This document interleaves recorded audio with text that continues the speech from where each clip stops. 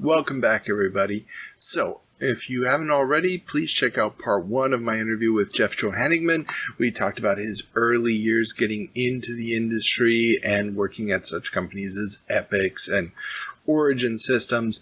And we're going to pick up right there because last time we left off, he was just about to leave Origin. We're going to go back a little bit, look at some of the games that he worked on there before leaving, and then take it through the rest of his career. And it really does, he gives us some amazing insights into the life of a game developer in a way that I think that we haven't seen before, even on this show.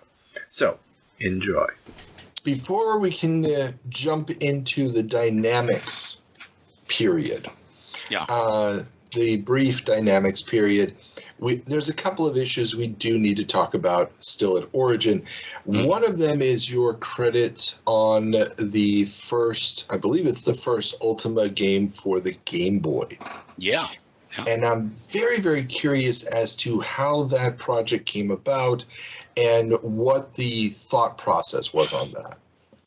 Well, Game Boy was new platform and you really, in many ways, an entirely new genre of gaming. This was the very first, handheld gaming device ever created. So we wanted to at least have a project or two that we could dip our toes in the water with and see what kind of market there was for it and so on. So, and we had an agreement with a Japanese publisher, I forget who they were, to work with in terms of the actual production of the cartridges, because this was still all under Nintendo's very monopolistic agreements and all.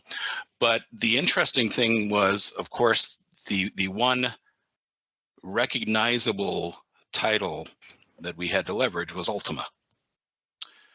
But Ultima is a style of game that is really good if you want to sit behind your computer for hours at a time.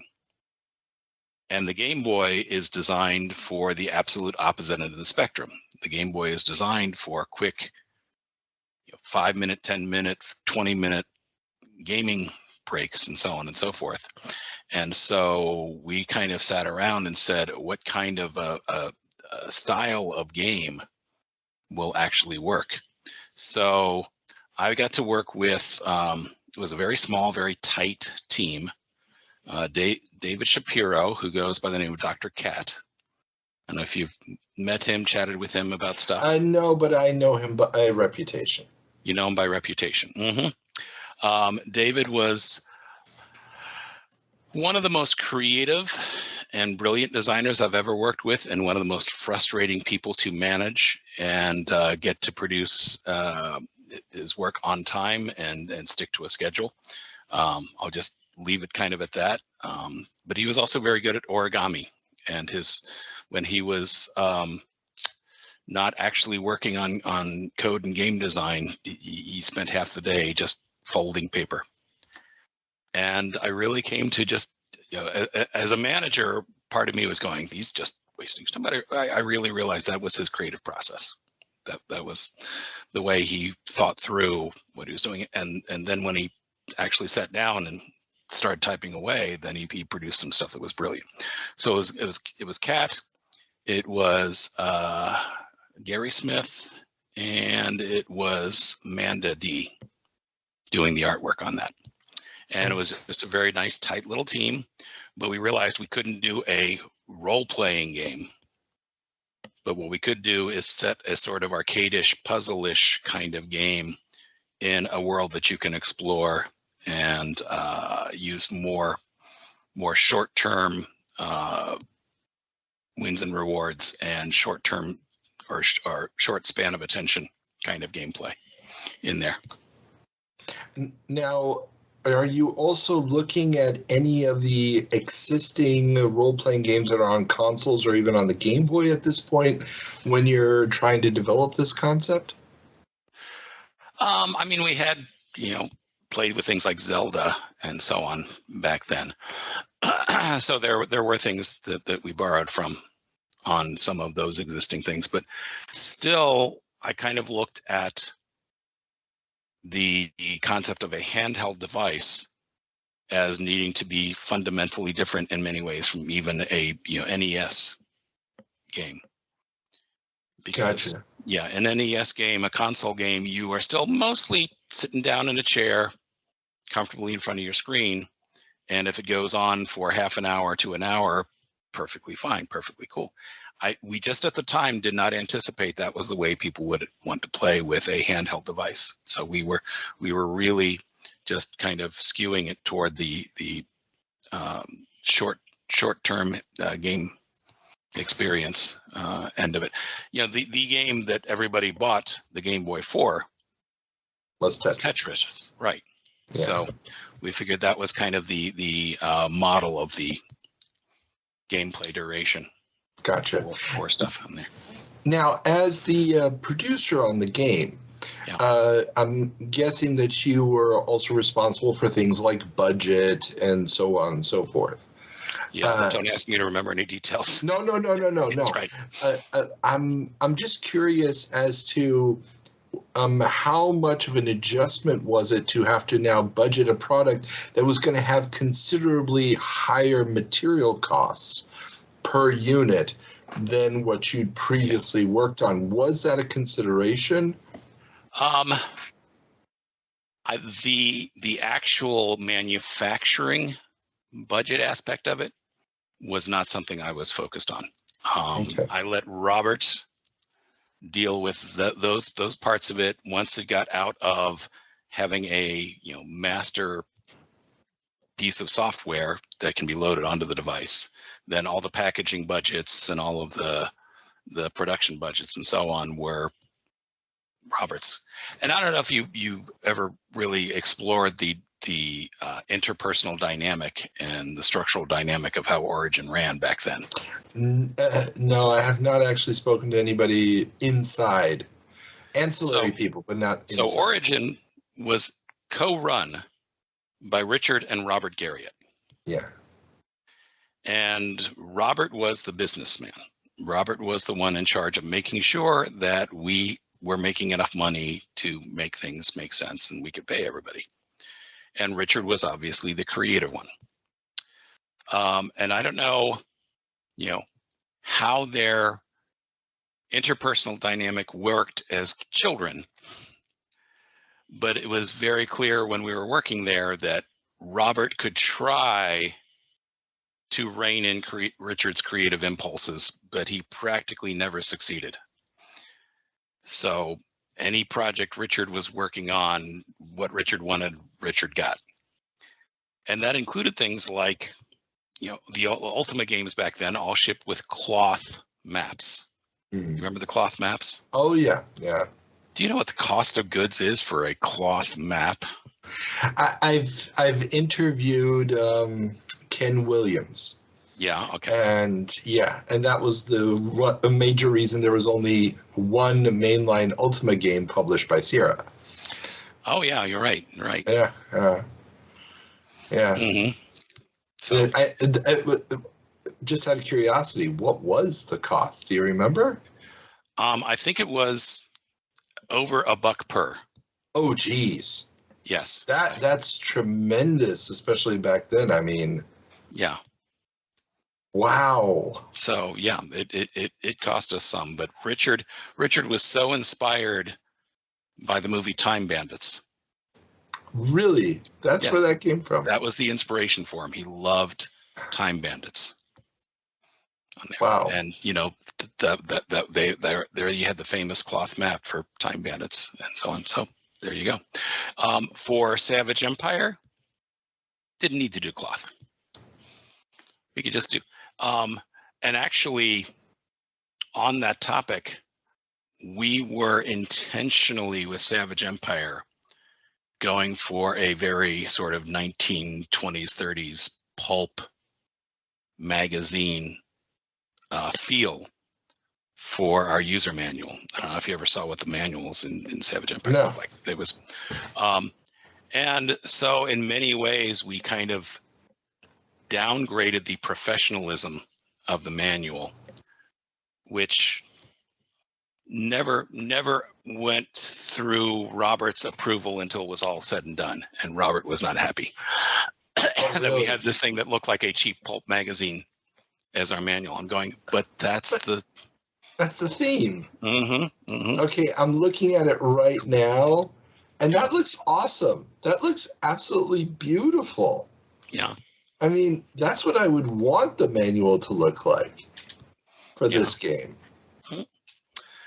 Robert just didn't get it. I get it. Yeah. And so you're not having to worry about that aspect of it.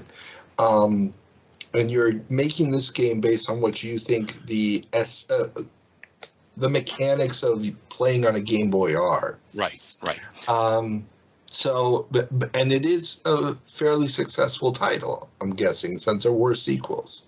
Yeah, there were sequels, but that happened after I had left, so I didn't know what the actual business sell-through and everything else was. The big technical issue that I had to decide upon when we were producing it was we were originally trying to get the multiplayer mode to work. Oh, really? And we wanted the original one to be a multiplayer game, and never quite had the technical wherewithal on the first one, so we kind of punted and said, when we do Runes of Virtue 2, it'll be a 2-player game. And that one was a 2-player game, yeah. Yeah. Oh, so wow, that was the feature we punted to. Well, the same kind of thing happened with Master of Orion eventually, too, so. I guess, to paraphrase the old saying from George Lucas, movies are never finished, they're abandoned. Same thing in games. I've heard that quote many times, never knew who to attribute it to. But well, I know he said it. I don't know if he's the one who originated it. Okay, I always heard art is never finished, only abandoned, and I had to use that phrase with many of my artists. It's true. It's true. I mean, yeah. Or what's the other one? Perfection is the enemy of good, or some variation of that. Well, I don't know if you've ever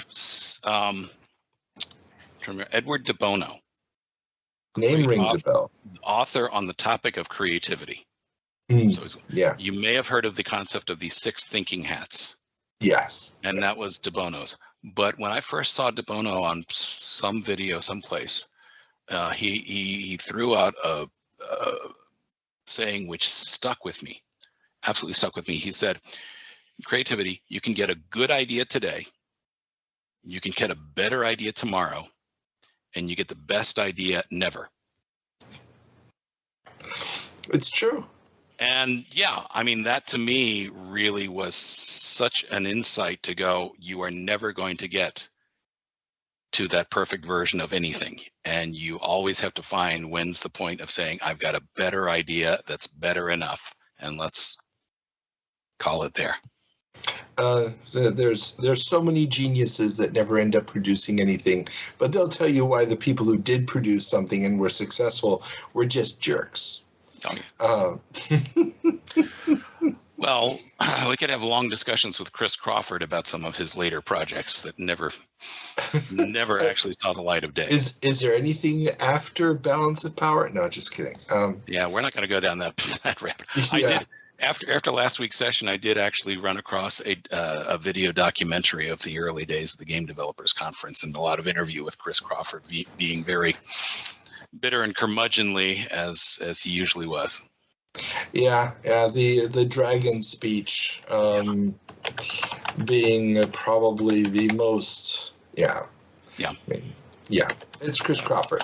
Yep. We've talked about him on the show many, many times. Mm-hmm. Okay, now, so you and I heard through talking to a fellow researcher that you were but weren't a producer on Ultima Underworld. I was producer on Underworld through the point of getting a proposal and getting a contract together, and pretty much as soon as the contract was signed was when I got laid off from Origin Systems. Okay. Okay. Now, I am curious there because the concept, obviously, the game is coming from an outside developer. Mm-hmm. Right. And was the initial proposal just to, we're going to be the publishers and financiers of this cool game using this cool tech, or was the proposal already when inside Origin that we're going to be putting the Ultima label on this? Paul Neurath was already friends with many of the people who were inside Origin. So he was friends with Richard, friends with Dallas, and so on and so forth, and well respected for his technical capabilities. So there was letting the name Ultima be developed into a product by somebody outside of house would have been unheard of, except for the fact that Paul was already well trusted and well known to most everybody there at Origin.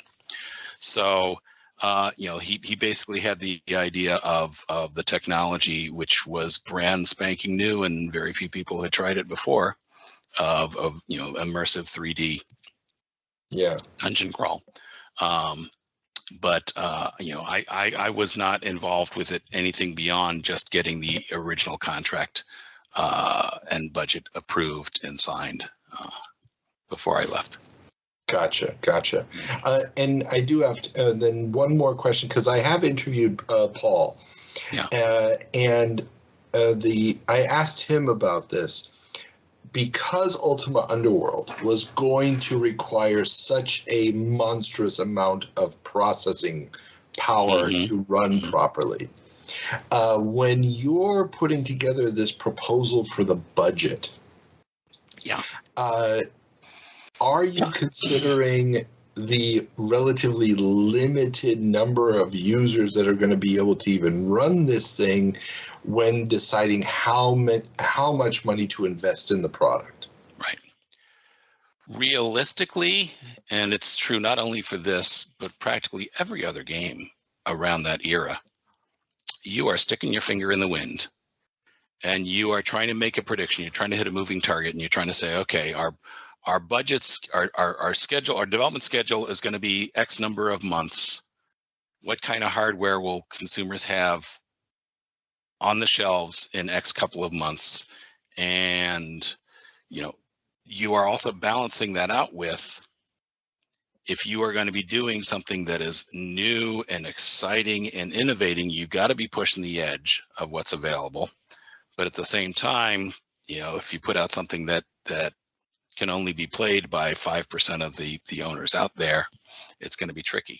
So, I think Wing Commander really, at the time, pushed the edge by quite a bit. Oh, yeah. So, when we were developing Wing Commander, we did not know if the computers that were going to be on the market at the time it came out would really handle it. And for an awful lot of people who bought Wing Commander, it was like really slow frame rate and really not that responsive. And then you had a few people who had really, really good turbo machines. And one of the big mistakes with Wing Commander was that we didn't put into the code the thing that would actually make the gameplay itself run at a consistent speed no matter what the processor was.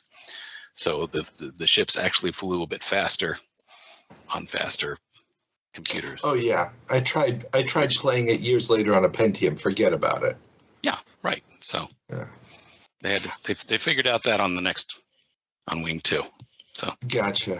Now I do have to ask then another quick question, and this is a little bit of an aside, but I've talked to several people, Wild Bill Steely, about this and so forth, and I guess it's a pet theory of mine that if you're designing your game for the lower end spec machines, yes, you're losing the wow factor, and at the same time you're also just inviting more piracy, because the people who spend a lot of money on the hardware are also probably going to spend more money on the software, so it doesn't really pay off to develop for the low end machines. Right. My question to you would be, am I accurate in that, and would that have been a thought that people had at that time? I would say in general, and I think reasonably very much true at that point in time, that we were catering to the hardcore hobbyist game player. And we made assumptions that the hardcore hobbyist game players were investing in the latest, greatest, hottest hardware, and that a game that required the level of commitment in time of an Ultima was not going to be bought by a casual gamer.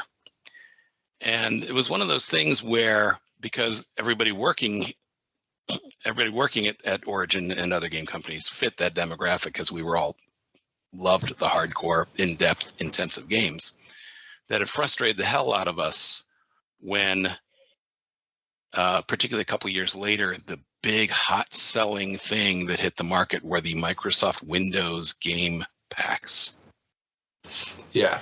Do you remember those? Oh, yes. Oh, yes. I mean, they were like a half a dozen versions of Solitaire and, things that could be programmed in, a week or so, kind of stuff. Yeah. And we're all scratching our head going, why are people buying crap like that? Going, because it's accessible to people who don't play in-depth games. Yeah. You mean you didn't spend 3 days trying to get your IRQ conflict solved before you could boot it? Yeah. Wow. Sorry. Yeah. No, and we'll come back to this when it comes time to talking about how I ended up at Microprose. Yeah. Now, one last thing, because the Origin at this point in time, and at this point in time, I'm an Amiga user. So Wing Commander is the beginning of the end for my platform. Yeah. And we did eventually get a port, but the less said about that, the better. Yeah. But I do have to ask, because Ultima 6 does get ported to the Amiga, to the Atari ST, and even the Commodore 64. Mm-hmm. And Savage Empire is based off of the same engine. Yeah. Was it ever a consideration to do a port to anything other than DOS? And later on, Super Famicom, but yeah, that's... Once the sales figures came out for Savage Empire, or the lack of sales figures came out for Savage Empire, I don't think there was any serious discussion given to let's invest in a game that will sell one, at a fraction of the number of units that the DOS version would. I still look back on that time with Savage Empire, remembering the fact that the movie Jurassic Park came out about a year later. Yeah, yeah. And if only we had released Savage Empire right when Jurassic Park launched, it could have would have been a big success. It would have taken off. But it's the example story I tell when I tell people about how difficult it is to make a hit game. That you and how unstable the game industry is, because you are combining all the uncertainty of Hollywood and all the uncertainty of Silicon Valley into one set of products. And in Silicon Valley, you've got to be the innovator who's coming up with the newest cutting edge technology that's never been done before. And if your new technology breakthroughs don't break through the right way, you're sunk, and you've sunk a lot of money into something. And in Hollywood, you've got to catch the pop culture zeitgeist of the time. And you've got to have something that captures people's imagination. And, Hollywood is full of great concepts that just totally tanked. And what's the one this year? Is it Borderlands? Oh, yeah. Borderlands just came out, and that was an absolute disaster. Yeah, right. So with games at that point in time, you got to do both. And if you have one but not the other, you can still tank very easily. Gotcha. Yeah. Okay, so I think we're done with Origin then. So let's move on to Dynamix. Because you jump over there. I'm assuming because you've got contacts over there, people, and it's a relatively easy jump. Here's the story, and it's not a pretty and a happy one, but anyway, I'll tell it anyway. So Origin made a decision to split the producer role into a creative director and a project manager. And they wanted to bring in somebody who could be a good project manager, but who didn't have the creative chops to be a full producer. And then they gave Warren the creative director role, and it created an instant dynamic tension between the two of them. But for one reason or the other and such, they felt like I wasn't going to fit in that new business model. So I got very unceremoniously let go. The good news about it was I was let go about a day before the Las Vegas Consumer Electronics Show was about to start in January. So I came home from work that day and said to my wife, honey, I've just lost my job, and can we get an airplane ticket to Las Vegas? And thankfully, I mean, we met working in electronic arts. Okay. Yeah, you're right. Yeah. So she knew how the industry worked. And so the next day I was flying Southwest with 3 layovers between Austin and Las Vegas. But I got to Las Vegas and I just networked the hell out of that show. Every game company that I could run into on the show floor. I said, hey, tell me about what's going on. Are you guys growing? Are you guys shrinking? Are you looking for more producer talent and so on and so forth? And I came back from that trip with 3 interviews scheduled, one of which was with Dynamix. Now, partially because the team of Dynamix had started out in many ways affiliated with Electronic Arts when I was at EA, I already knew some of the guys there, at least as passing acquaintances. So that kind of gave me an in, and they needed somebody to be managing all of their ports, all the format conversions, and all of the language localization. Okay. So that ended up being my job. It's not the job I really wanted to have. I wanted to be creative. I wanted to be doing new stuff, but it was a job that paid the rent, and my wife was pregnant at the time, and you take the job you can get. Just out of curiosity, who were the other 2 companies that you had interviews with? They weren't publishers, they were development houses, and I'm drawing a blank on who they were at the time. So not a problem. Yeah. So you're getting to Dynamix. At this point, we're dealing with what, 1991, 92? So let me see. Yeah, so I was at Origin end of 89 through 90, early 91. So it's 91, 92. Yeah. Okay. You've done more homework than I can do. I'm just looking at Moby Games, looking at the copyright dates, and trying to figure out. Works. Yeah. Okay, mentally, where would we be? So Dynamix already is working with Sierra. Have they already been purchased by Sierra at this point? Yeah, they were pretty well owned by Sierra at that point in time. Okay. And we were based up in Eugene, Oregon. Now, I don't know how much you know about regional political alignments in the United States, but Oregon in general is a very progressive state, and Eugene, being a college town, was a very progressive college town, although it had a sister city right next to it across the river that was much more conservative, full of unemployed timber workers. Ooh. And, yeah. I figured you could just start a big bar brawl somewhere near there with just saying Spotted Owl. Oh, wow. Yeah. Okay. Yeah. So, Spotted Owl. That's the 90s. Yeah. But the more progressive side of Eugene was really ticked off politically about the idea that the city was giving tax incentives and tax breaks to a tech company that was owned by the people that produced Leisure Suit Larry. No way. Really? Yes. You can't be supporting that misogynistic porn. They've clearly never played a Leisure Suit Larry game. Yeah, but I know. So it was entertaining. We didn't take the protest too seriously, and I'm sure it was just a small but vocal portion of the Eugene population. But yeah. Oh man. Okay, so you guys are doing this now. And this is, port's a fascinating topic, really. Mm-hmm. And we've talked about it in a few contexts, like with G.I. Joe, but you weren't there for the ports. Now, what is the port system like for inside of the same company doing the ports. So I've talked to people who've done ports, but they were always outside contractors. This is the waning days of the U.S. industry bothering with computer ports. So what's this process like? No, I had to hire up a staff of programmers from scratch for that team.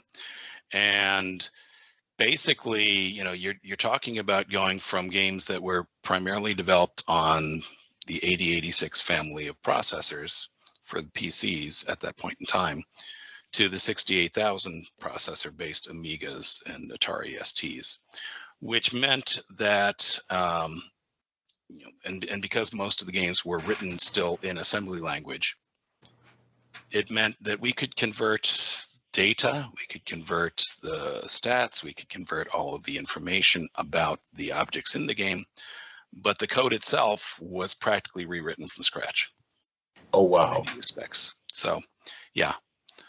So you're just trying to simulate what the PC version did with code that was created from scratch on there. So okay. Now, the only credit that you have on Moby Games from this period is Nova 9 for the Amiga.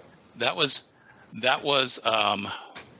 one thing that I had a little bit of creative input on in there, but it was mostly in terms of the interstitial setup stuff, trying to give it a little bit more of a storyline, a little bit more of an anime feel to there. Because I had just come out of seeing how much that added to the game experience of Wing Commander. True. Fleshing out the stuff in between the actual action portion on there. But otherwise, I was doing localizations of things like Red Baron and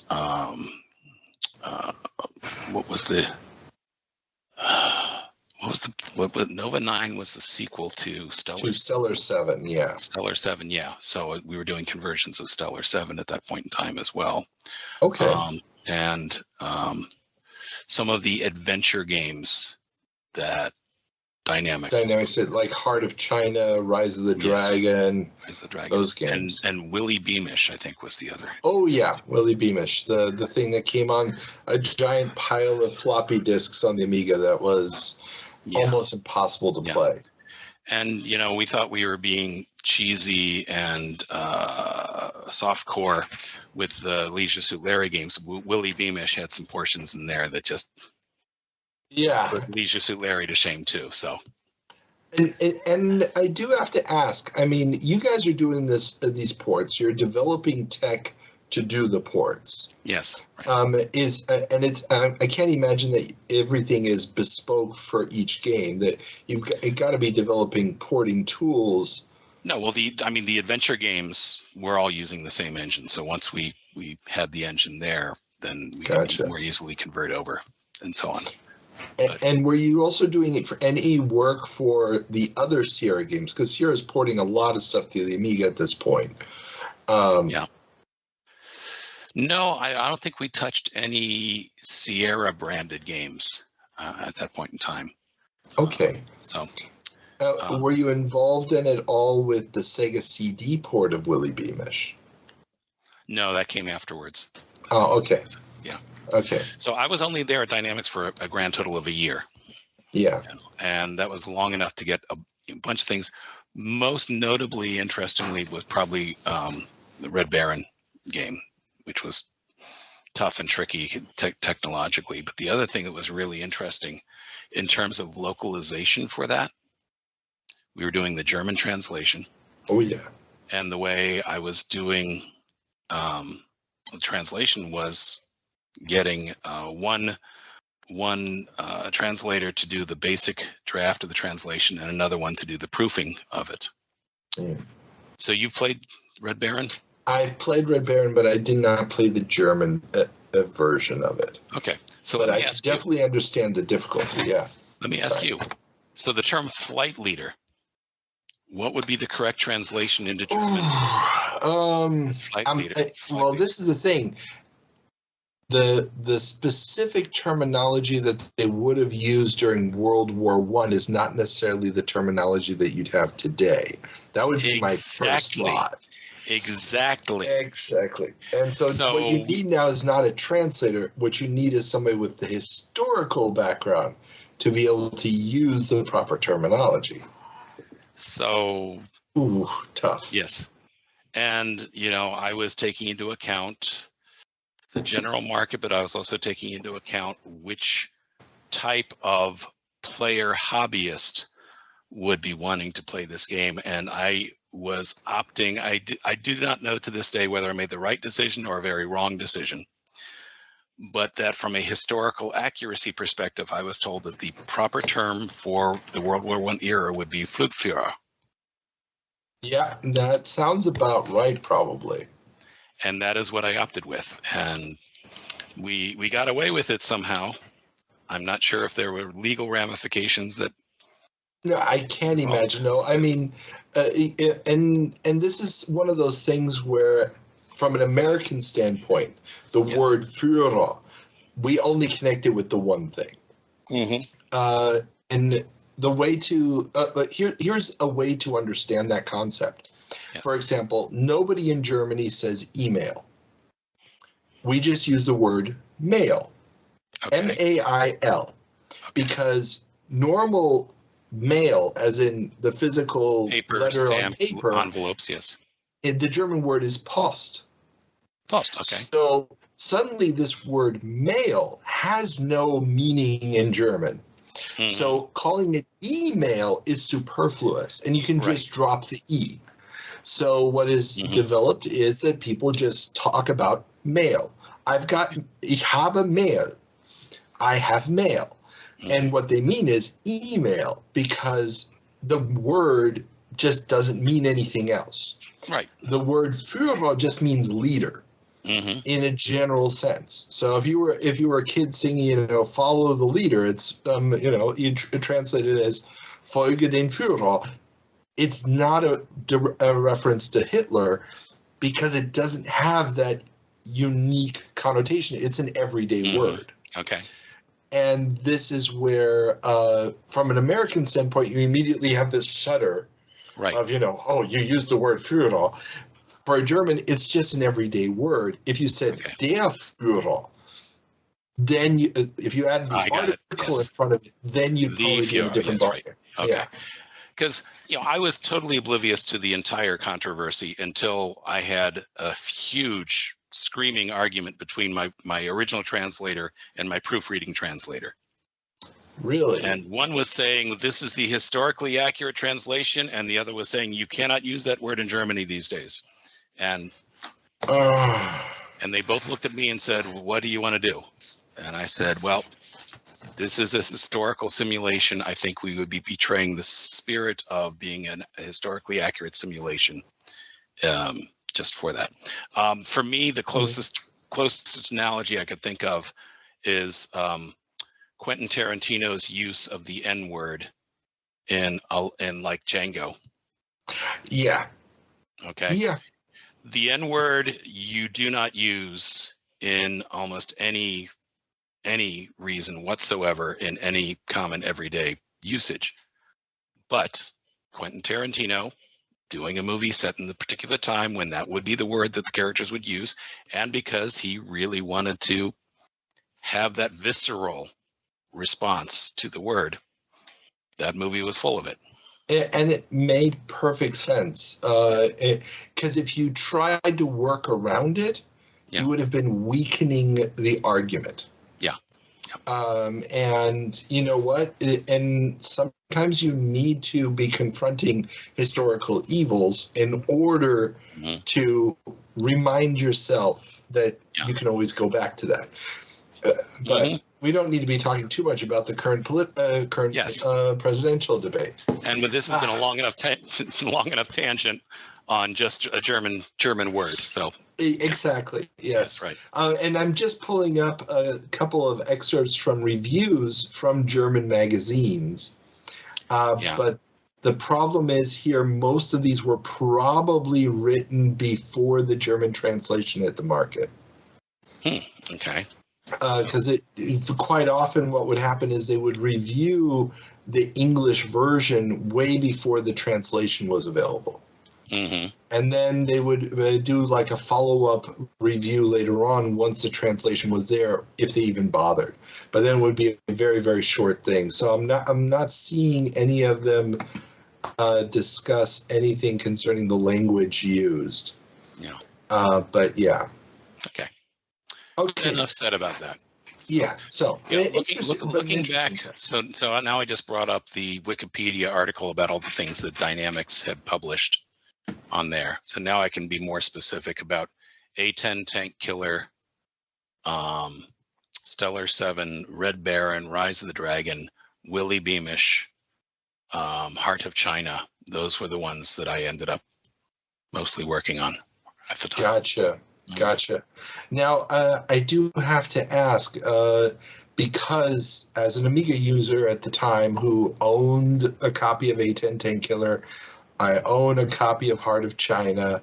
I tried playing Willy Beamish. I did not own it, but I tried playing it. Yeah.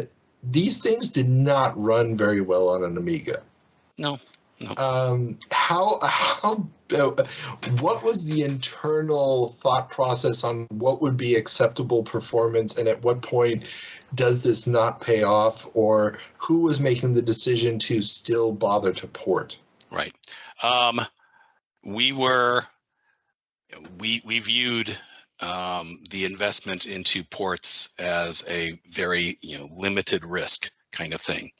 So the team of people who were working on the technology for the Amiga and other ports and Mac and so on and so forth were the B team. They were not our A team. The A team were the ones developing the original games, and these were guys who we hired with no game industry experience. They were local programmers we could find in Eugene, Oregon, and did the best we could with who we had, with the schedules that we had, and just prayed that it would be good enough, and not always was it good enough.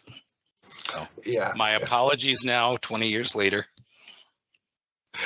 No, you know what? I totally get it. As someone who just did not have enough money to buy a decent PC at the time, and basically had to stick around with the Amiga for as long as I could, you kind of got used to certain performances. Yeah. Yep. So. Okay. No, totally understand it. So you're doing this kind of work. How does this relationship with Dynamix end? Basically, I was just getting so creatively frustrated, and I was hoping to leverage this role into a more creative producer role. But then they ended up bringing in newer producers like John Cutter, who got to do some really good, juicy original games. And I realized that I was not going to get one of those slots. And so I got a call from a headhunter who said that Microprose was looking for a new producer. And interestingly enough, about a year after, you remember the Consumer Electronics show that I went to right after leaving Origin System. A year after that, I was at the Consumer Electronics show again, and sat down and had an interview with the Microprose people in Las Vegas about it, and ended up with an offer to come out to Baltimore. So other coast entirely. Yeah. And start up, because they saw the success of the Microsoft Windows packs, that they wanted to cash in on that somehow or another. So interesting. Now, we did do what was a really fun project, but it sold probably, again, 10 copies. But I was still proud of it. It was called Dr. Floyd's Desktop Toys. I've heard of this. You've heard of it, okay. Yeah. No, it definitely rings a bell. So the basic idea was we were going to come up with a game pack that had some slightly deeper, slightly richer games than just another solitaire game on there. And one of the interesting things that we wanted to add into that, and I remember coming to think of it, I think the basic inspiration I had for that at the time was Max Headroom. Ooh, okay. Okay, because Max Headroom had just come out a couple of years earlier. And I said, wouldn't it be cool to have a character that while you're working, because the idea was this would be something that you could have on your computer, and occasionally when you need to take a break from work, you could spend 5-10 minutes doing something fun and then go back to work. Yeah. And we'd have this character that would pop up on your screen maybe once an hour or so. And we put together this whole wonderful database of curmudgeonly quotes and stuff from Mark Twain and Groucho Marx and other sorts of things. And we had a very primitive speech synthesizer attached to Dr. Floyd. Somebody said it sounded like an asthmatic bullfrog, but anyway. But if you Google Dr. Floyd's desktop toys, you'll see. Yeah, just pulled it up. Yes, right. I just pulled it up. Yeah. So yeah, I see Dr. Floyd. He kind of looks like a Dr. Livingston type guy with a. Yeah, I basically told the artist a little bit of Groucho Marx, a little bit of Albert Einstein, a little bit of Mark Twain. Yeah, and the safari gear. Yeah. Oh well, he had different outfits. Okay. Okay, cool. So let me see. Yeah. Can I do a screen? Yeah, I can do a screen share here. Will let me do a screen share? Yeah. Yeah, you can do a screen share. Right. So there was his de facto appearance. Yeah. Was the nerdy lab jacket, et cetera, et cetera. But yes, on different theme days, he would dress in different things, including Baltimore Orioles and other stuff. And then there were certain theme days we did a day where he'd do nothing but knock jokes. We did a day where he would just do song lyrics. And because the synthesizer was such a monotone, it would be things like, "Oh, Mandy, oh, you came and you gave without taking, and I sent you away. Da-do-do-do, da-da-da-da, that's all I want to say to you." And it was a low budget thing, and Bill Staley and Sid had bigger things, Civilization and flight simulators to worry about. So we were kind of under the radar within the company on doing that. So we got out a product that, in my estimation, fulfilled the mission of being better games than the Microsoft Windows packs, which was not hard to do, but they were games that I still to this day would enjoy playing, and would still fit the target audience of people who just needed a quick break during their day. But we discovered that the name Microprose does not have the marketing clout that the name Microsoft had, and did not get the distribution, and did not get the people who don't know any other software company name than Microsoft impulse purchase. So it didn't sell terribly well, but there's a game in there called Wallop, which is a whack-a-mole game that was way fun.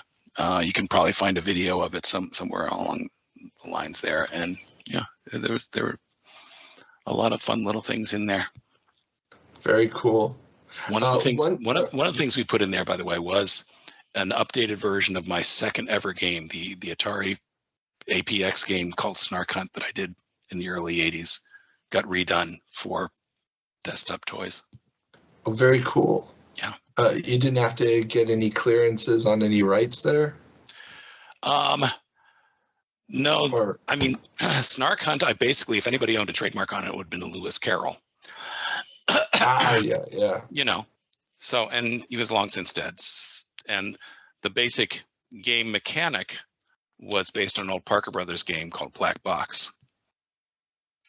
So no, it's one of the things when I teach gamification now, I really have to distinguish between the fact that you can copyright expressions, you can copyright verbiage, you can copyright written materials, you can copyright an image, but you can't copyright a game mechanic.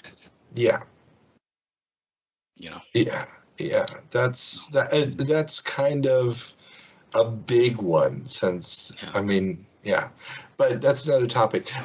One quick technical note. For some reason, your camera's off. I just realized that. Okay, let me. Probably because I did a share screen and didn't. There we go. Back on. There. Perfect. Okay. So, you've got this pack. It doesn't do the business that it should do. Right, yeah. And that was the main, and they wanted you to come in and help them get into the Windows space. Mm-hmm. So first thing, pretty much any publisher outside of Microsoft forayed into Windows itself, yeah. Yeah, and because developing for Windows at this point, still the tools are not there properly. So what were some of the challenges in getting this product even made from a technical standpoint, since you are trying to run it under Windows? To be honest, I really don't remember too much detail about the technical difficulties of it at the time. You know, we were dealing with very new set of developer tools, but Microsoft was providing people with developers tools for doing Windows stuff, just that it was all very brand new and still pretty primitive on there. So, we had to intentionally, of course, design things that did not require high performance, high speed.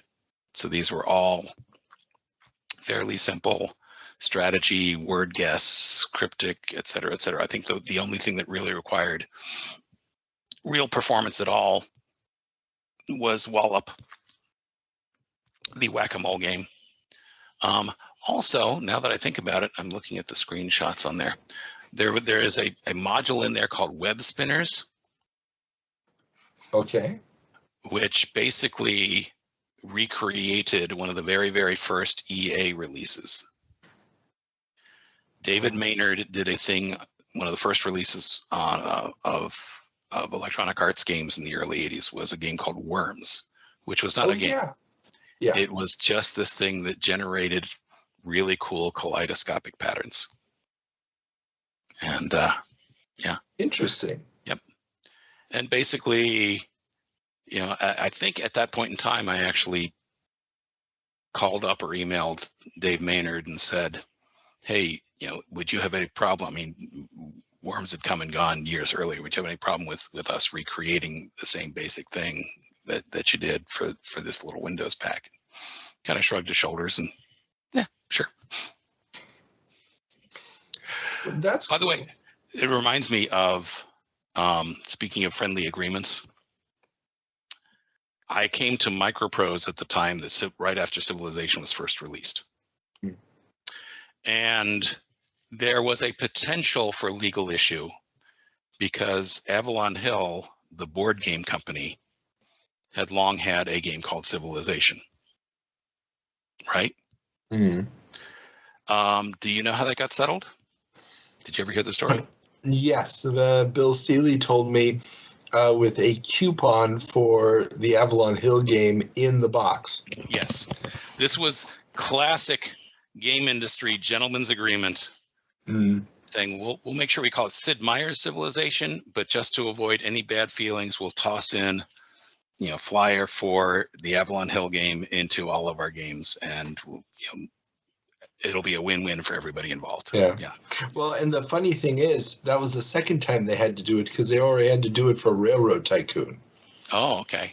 Yeah. I think you're right. Yeah. Yeah. There was a coupon in Railroad Tycoon for the Avalon Hill equivalent of the game. Yeah. So it's... Well, the cross-pollination. Yeah, obviously. You had people like Arnold Hendrick and Lawrence Schick and Sandy Peterson who had all been in the paper game industry coming to work at Microprose at the time.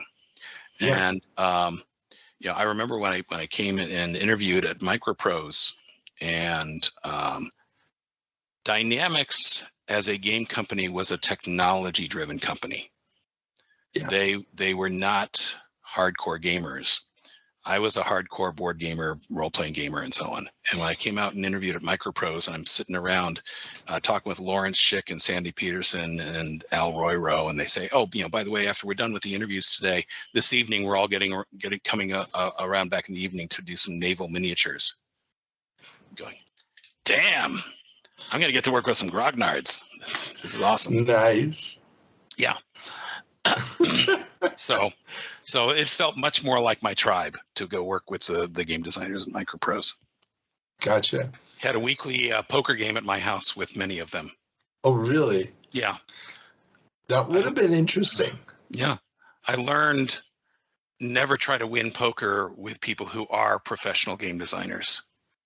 No matter how weird the neighborhood poker variation was, Sandy and Lawrence and so on could do the math in their heads for what was going to be a winning hand and what the odds were and so on and so forth. So I just wrote off $20 a week to go into the pot and have fun. Nice. So you're at Microprose. You launch this first product. It doesn't work as well as you'd hoped. What happens next? So also because Microprose was wanting to expand into working more with outside developers. They were kind of doing the opposite transition from what happened at Electronic Arts when I was at EA. EA was only working with outside developers and started an inside development group with Steve Landrum and Dave Bunch and Michael Kasaka, who I helped hire at the time. But anyway, and Microprose had been doing everything internally, and they said, well, we should probably start considering the option of working with external developers. And they also sent me over to England to look at some of the stuff that was under development in England to see which ones we wanted to bring in and distribute in America. And I'm trying to remember which game they thought was going to be really cool, but the game that they didn't know anything about, which I came back and said, oh, we've got to publish this thing, was the game that ended up being called XCOM. UFO, yes. Yes, right. Mm-hmm. So I take a little bit of pride that it may not have hit the American shores if it weren't for my trip to England. But so I got to do reviews of submissions because every game publisher had people submitting, their homebrew made in the garage kind of game at the time, 90% of which were bad versions of Wheel of Fortune, and so on. But Wheel of Fortune, really? Yeah. Oh God, it was so many people who thought that they were the first person to think of doing that. So, but anyway, one of the more common concepts that had been done and submitted by many different developers, though, was the explore a galaxy, set up different planetary resources. There was the trying to remember what the Steve Jackson Games metagaming board game was that did that at the time, and its name's escaping me. But one of those submissions came into us at the time, and I had some of our playtest team, our QA department, try it out and give me their feedback, and they went nuts. It was a submission at the time called Star-Lord. Okay. Yes, yeah. This is the Mike Singleton game, right? No, this was what became Master of Orion. Okay. Yeah, sorry. Yes. So, and Master of Orion ended up probably becoming the single most successful game I ever was producer on. Stephen Barcia was one of the most brilliant game designers I've ever gotten a chance to work with. Just, a notch below Sid Meier himself, in my estimation. And it had hit that sweet spot. Did you watch any of the videos that I sent you last week? Yes. And I'll put those in the show notes, the Diaries, yeah. Yeah. So it hit that sweet spot because most of those games that I'm still drawing a blank on what the original Stellar Conquest was the original board game from 1974. You can look that up. And a bunch of people tried to recreate that on computer games, and most of them played like spreadsheets. Most of them were way too complex and such. But if you Google Stellar Conquest, you'll find the original board game that inspired a lot of these. Matter of fact, let me just chat at you the link for this. Okay. So started playing with it. The graphics were terrible. Audio was non-existent, basically. The interface was pretty clunky. And at the time, they had offers on the table from both Electronic Arts and Accolade. And they came to us, and we were, at the time, teetering on the edge of bankruptcy. That was shortly before we got acquired by Spectrum Holobyte. But basically, I really put on my best deal making hat in there, and the best thing I could do for them was essentially promise them that we, because of the success of Civilization, we own the market for this style game. We can market this to the same customers that are buying all these copies of Civilization, and we will probably hit a bigger market than EA or Accolade could reach, because their customers are not expecting a game of this style. Make sense? Perfect sense. I mean, it's turn-based, it's complex, and Civilization is a phenomenon at that point. Right. Yeah, absolutely. Absolutely. Now, there was a game that Microprose published, Cold Star Lord, from Mike Singleton, around the same time. That was a British. Did you have any involvement in that at all, or? But that was the reason we couldn't publish it under the original submission name of Star Lords. Okay, gotcha. Was that, hey, coincidentally, 2 games under development, all both with the same name, Star-Lord, and all. But yeah, that was so that game published. So I barely, it was when I looked at briefly when I was over in England looking at what was under development there. But gotcha. Yeah. And so basically I told the Barcias, look, I can hook us up with a pretty decent artist. I can hook us up with a really well-known composer, and we can work together on streamlining the interface and making it more playable. And we had, I think, less than 6 months to do it in. Wow. Yeah, right. I mean, and now obviously the graphical interface and all that stuff, that's the kind of stuff the small developers not going to have done. But from the point of view of the game mechanics and the game balancing, which is major Barcia. issue, Yes, was already pretty much in the can. Yeah, Barcia had this amazing sense of game balance and of how to make it accessible and rich at the same time. And I remember telling some of my friends that I kind of felt like Colonel Parker discovering Elvis. Yeah, basically. If that makes sense. No, totally. Yeah. And when we were in development with it and had just probably gotten some of the initial new graphics installed, Alan Emmerich, and I don't know if you know Alan Emmerich, but he was at the time one of the editors at Computer Gaming World. Okay, yeah. And I said, Alan, come into my office. I got something to show you. This is a game that's, I kid you not, Civilization in space. And Alan kind of rolled his eyes. Went, yeah, right. Civilization in space. Yeah, it's a mighty hefty claim. You're hyping at me there, Johannigman. I said, tell you what, I will give you. We already had our non-disclosures. I will give you a beta test copy of it. And like 3-4 days later, he was going, damn, you're right. And I've got a few ideas. Can you connect me with the designer so we can toss ideas around. Damn. So he became an informal game consultant to Steve Barcia, and formally the author of the strategy guide for Master of Orion. And he's also the one who first coined the term 4X game. I've heard that. Yeah, that he coined that phrase. Yes, right. So his initial review of Master of Orion said, "This is a game that does 4 X's.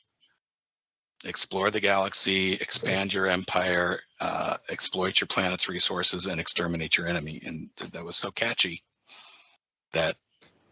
Yeah, no, it's brilliant. Yeah. And I think the budget I worked with to overhaul the cosmetics of the game was probably less than $50,000. Wow. Like I said, we had less than 6 months.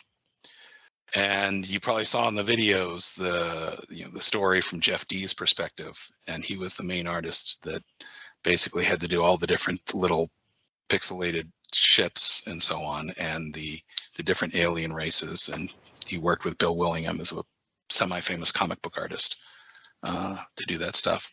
And the Fat Man was a friend of mine. I'd helped him. Yeah, we were looking. That's one of the other things I can claim credit for with Wing Commander. Was when I was working at Origin, we didn't have anybody to do the audio, and basically, I'm trying to remember who it was that connected me with George. But George had been sending out these little sample cassette tapes of some of his game audio stuff, and it just happened to work out that George happened to live in Austin. It was Dave Warhol. Dave Warhol was one of our electronic arts composers, and I had originally contacted Dave, and Dave said, got too many other contracts right now, can't help out, but let me refer you to somebody who's living right in your same town, George Sanger.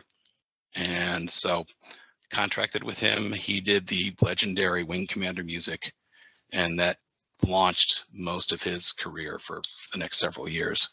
But I could, out of friendship, get George to do music for Master of Orion on much less budget than he was getting paid for a lot of other projects. And member of Team Fat, Dave Govett, was the lead composer for that. Gotcha. Yeah. Now, the game launches. Yeah. And I do have to, and I've got to go back. So you a little bit, because you said that you were sent over to Europe to take a look at what was going on. Now, Microprose at that point had a fairly well-developed European operation. They had the Microplay line of more action-oriented European-developed titles. Mm-hmm. And you're supposed to now find stuff to bring back to the U.S. Right, yeah. And this title sort of lands in your lap. Now, Master of Orion had nothing to do with the European group. It okay. As a completely in-the-window submission from an unknown group of developers who happened to live about 2 hours away from Austin at the time. So okay, so you're I got to fly back to Austin. Got to fly from Baltimore back to Austin, my old grounds when I was working for Origin, and meet with them there. Okay, gotcha. So you've got XCOM. Right. The XCOM you've seen, or what will become XCOM, you've seen, yes. and that's developing. You come back, you get this a Master of Orion game. And now, how does a project like this, and also XCOM, get slotted into the normal Microprose output? Because Microprose has, the image, at least from the outside at this point, is Microprose is these action-oriented flight sims. and anything with Sid Meier's name on it. Right. So what is the position of a game like Master of Orion in that context? Well, we were going through a lot of turbulence, business-wise and management-wise. And this was right around the time that Bill Staley was kind of being nudged out. And they brought in, I forget who it was that replaced Bill at the time, but it was very much an effort for the new management to expand out to other forms and other genres, and not be such a specifically combat simulator and Sid's Games publisher. The only other thing I think that we did around that was a golf game that Bill Staley really loved. But yeah. But otherwise, they were pretty hardcore gamer. You know, you had our in-house staff of former board game, strategy game, Avalon Hill TSR designers doing things like Darklands and some of that. But when I first came there, it was very designer driven. It was very much, you know, what we as a design team, as a product development team, thought was going to be a really cool idea. And you guys in marketing have to figure out how you were going to actually sell it. Gotcha. And then as Bill was being pushed out and as new management was coming in, then the tides kind of started pushing the other direction of the marketing team and sales folks really having a little bit more of a say and trying to broaden it out into some other genres there. So, gotcha. Okay. Yep. So that helps that transition. Mm-hmm. You spend the 6 months getting Master of Orion up to speed.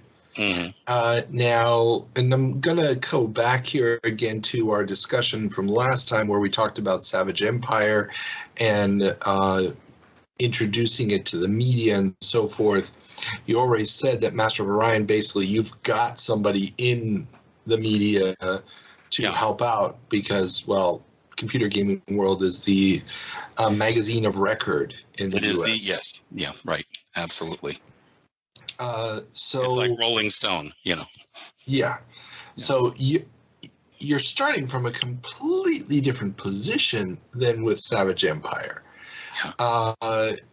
What was your perception at the time of the difference of how Master of Orion is being accepted by the media versus Savage Empire? I think that my initial pitch to the Master of Orion designers was spot on. It was correct that the audience, the target market, the people who were buying Civilization would be hungry for another game that basically scratched that same itch. And that Alan Emmerich absolutely concurred on that. And beyond that, once the first ones got out there, and this was back in the day of Genie and CompuServe and so on, then you had some good word of mouth popping up on bulletin boards and those services there that pretty well propelled that game to success from there. It was just other players. So I had promised Stephen Barcia and team that we would do ads. I really had to do a lot of arm twisting on our marketing team because they were used to making the decisions about which games got ad support and which ones didn't. And I said, no, you know, if we're going to sign another game with these guys, we have to live up to a promise of doing an ad. And we slapped together an ad where I had like six quotes, mostly from people who were online and a couple of magazine reviewers. And that ad went out and that helped build its market. Gotcha. And that's the one that included the line, and I forget which reviewer said it, that Master of Orion is a sure candidate for Game of the Year and will be Exhibit A in several divorce cases. That's brilliant. This was also what made me start thinking about changing careers. Why? Okay, so at this point in my life, I'm married. I've got 2 young kids. I've got a third one basically on the way. I'm working 80-hour weeks. Everybody in the game industry, as you well know, work on the edge of burnout, you know. And a part of me was really thinking about what is the and I'm hitting a midlife crisis early in terms of thinking of what's the lasting impact I'm making with the work I'm doing, because so many games I worked on sold for a few months and were bargain binned after 6 months and so on and so forth. And this review, Sure Candidate for Game of the Year and will be Exhibit A in several divorce cases, really made me kind of feel like, okay, my job is to create high-tech addiction. And that didn't sit well. That didn't sit well with me.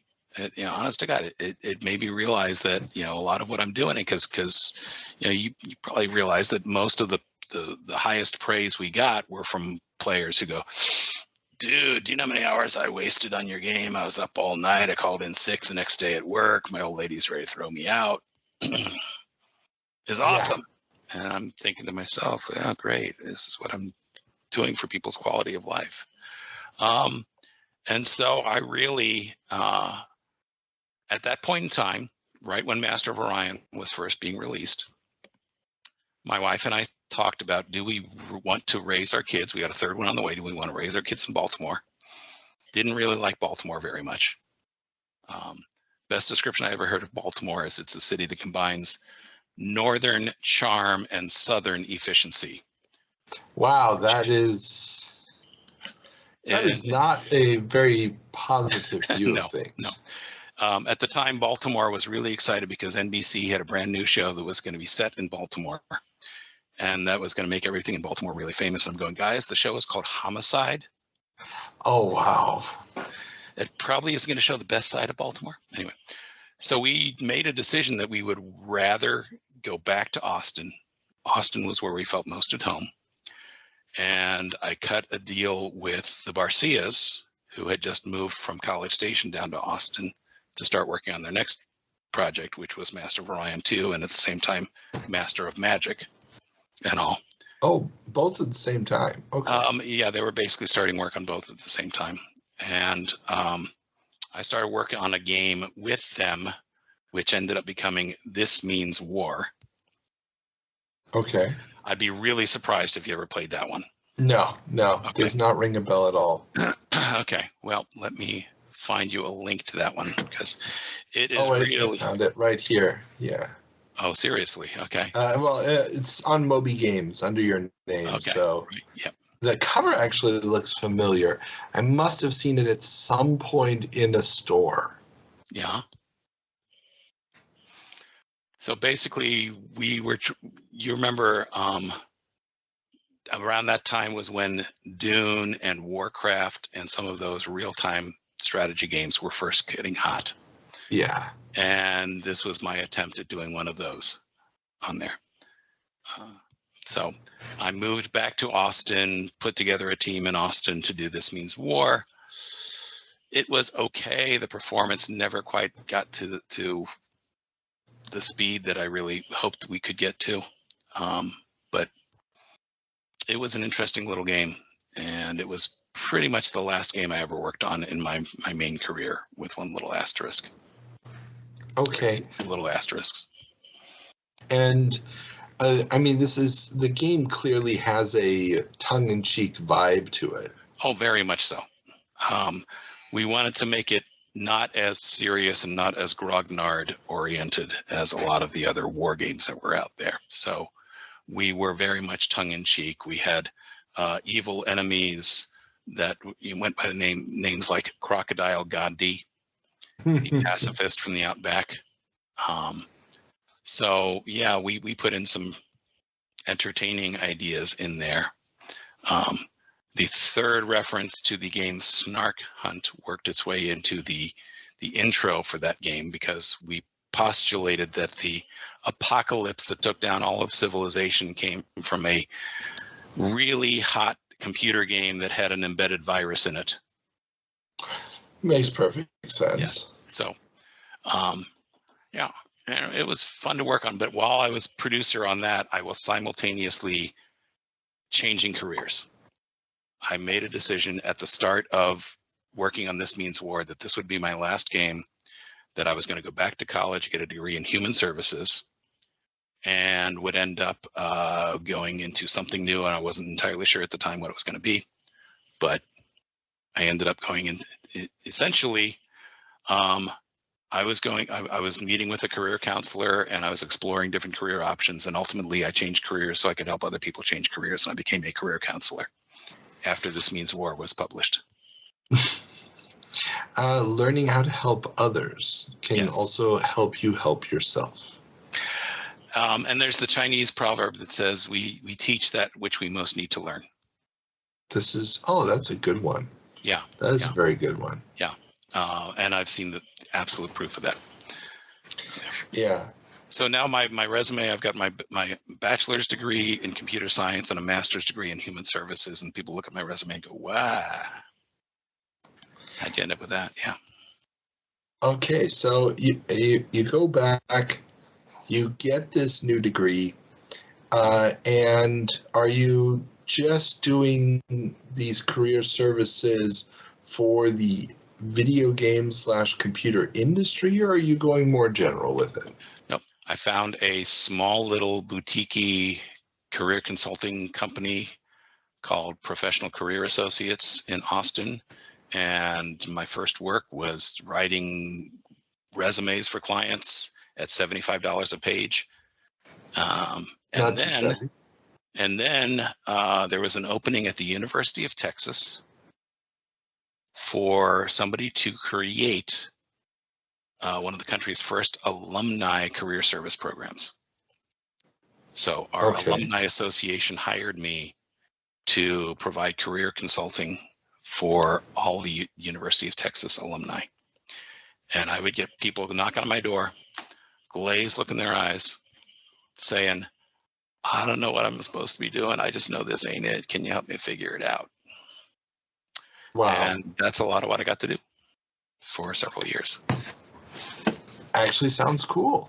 Now, every day except payday. It's job. Crummy job is fulfilling in other ways. Yep. So now you say you did it only for a while. How many years were you in that field? As a career counselor, on and off for the next 20 years. Oh, wow. Okay. So I worked for the University of Texas for about 3 years. I got hired by a division of IBM, a company called Tivoli Systems, which was a small tech startup that got acquired by IBM, to start up college recruiting program. So I was working the opposite side of the same table. So I was working with the University of Texas to recruit people to Tivoli. Gotcha. And then in 2001, I was manager of all of staffing for Tivoli, and the .com bubble burst right around that time, and we did a hiring freeze. And on my 40th birthday, on a Saturday, our entire HR team got called in to plan our first ever major layoff. And they looked at me and they said, well, Johannigman, you're in charge of staffing, but we're not doing any hiring right now. So you're free to be in charge of all the layoffs. Oof. Yeah. But that's how I got to know the people who were the outplacement consultants. And I don't know if you know anything about the outplacement consulting business. No. If you ever seen, there's a George Clooney movie called Up in the Air, where he goes around from company to company and tells people that they're being let go. And it has some similar aspects to that. So, but I got to do that for several years when the economy was on a downturn. and otherwise did other general employee training and development work ever since then.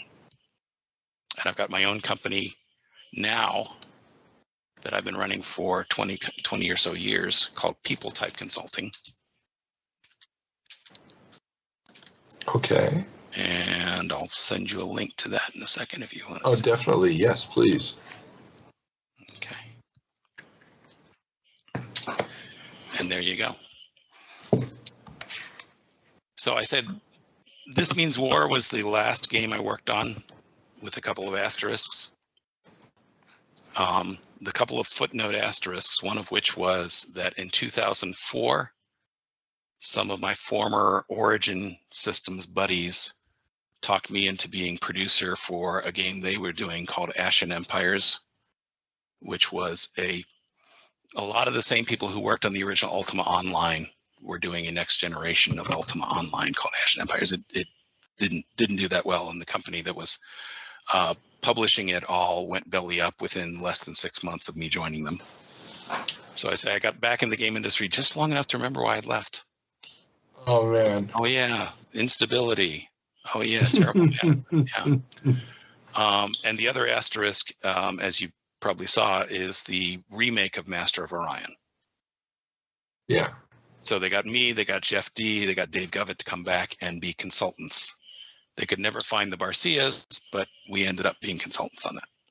So very cool. Yeah. And so you haven't had any kind of urge to get back into the industry, even on a amateurish basis? I am an ex-smoker. I'm a reformed alcoholic. I expect, if you talk to like somebody who's been a movie director like a Spielberg or a Coppola, they can't walk into a movie theater and just enjoy a movie. Yeah. Right? They're going to be sitting there and dissecting and second guessing and go, well, why did the director choose that shot, and so on and so forth.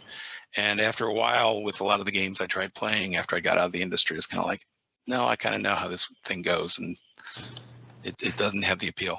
But I have a huge set of board game shelves. So I still love the experience of sitting around a tabletop with a bunch of other people and watching the look of despair on their faces when I crush them utterly. At one point, on a very part-time basis, I got to do a little play testing and a little bit of design input on some board games for Steve Jackson games. I don't know if you played many Steve Jackson games. No, I have to admit that I think I have a copy of Illuminati. Yep. And I've also played the digital versions of some of his old those not choose your own adventure books, but the ones I can't remember the name of it, but it was basically a novel. No, it's a novel with elements and scenes where you'd have to roll a dice to figure out if you want to combat or not. Oh yeah. And yeah, I've played several of those. Yeah. And he first became famous from the Ziploc baggie game Ogre. Yeah, exactly. Yeah. So I got to work on as a play tester and design contributions on a few of his games. And the first time I got a published Steve Jackson game with my name in the credits, I felt for some reason inordinately proud of that. It just tickled me. I totally understand it. Yeah. I mean, yeah. That is cool, though. Yeah. You brought it full circle. Yeah. So that's a good place to kind of end this. Yeah, and overall. And so I have one question that I ask all of my interview subjects. Okay. Looking back at your career. Yes. What is one development in the industry or in the market that you thought was going to be huge that ended up going nowhere? Yeah. And what is one development that ended up being huge that you did not see coming? We talked about it to a certain extent earlier, but when I came on board at Electronic Arts, I was absolutely bought in on Tripp's vision that the Amiga was going to be the home computer.